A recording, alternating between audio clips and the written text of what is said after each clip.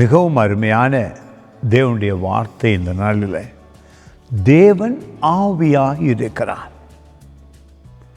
நீங்கள் மறு பிறப்பு அடையும் பொழுது முதல் தேவனுடைய நற்செய்தியை கேட்டு உங்களுக்குள்ளே விசுவாசம் வந்து இயேசுவோடு உறவு வந்த உடனே நீங்கள் அவரை ஆராதிக்க அவருடைய ஆவியும் உங்கள் ஆவியும் இணைந்து வேத வெளிப்பாடோடு கூட சத்தியத்தோடு கூட தேவனை ஆராதிக்கிறீர்கள்.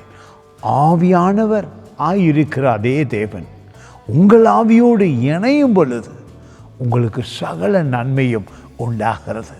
உங்களுடைய சரீர பிரகாரமான ஆராதனை அல்ல, உங்களுடைய உணர்வின் பிரகாரமான ஆராதனை அல்ல, உங்கள் ஆவியின் பிரகாரம். உங்களுக்குள்ளே அந்த மறுவாழ்வு வந்ததே, அந்த புதிய வாழ்வு வந்ததே, அந்த இடத்துல உங்கள் ஆவியில் நீங்கள் திரும்பி மறு பிறப்பு அடைந்த உடனே உங்கள் ஆவி புதிதானதே, அந்த இடத்துல தேவன் உறவாட ஆரம்பிக்கிறார். எனவே மகிழ்ச்சி, நிம்மதி, சுகம் உங்கள் ஆவியில் இருக்கிறது.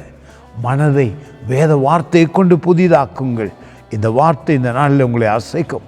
4ஆம் அதிகாரம் யோவான் புத்தகத்தில் 24வது வசனம் சொல்லுகிறது, தேவன் ஆவியாயிருக்கிறார், அவரை தொழுது கொள்ளுகிறவர்கள் ஆவியோடும் உண்மையோடும் அவரை தொழுது கொள்ள வேண்டும் என்றார்.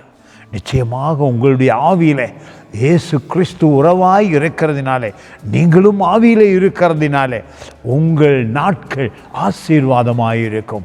ஒவ்வொரு நாளும் உங்கள் ஆவியிலே தேவனோடு உரையாடுங்கள். அவருடைய உறவு உங்களுக்குள்ளே வளர ஆரம்பிக்கிறது, நன்மையும் அதிகரிக்க ஆரம்பிக்கிறது. God bless you.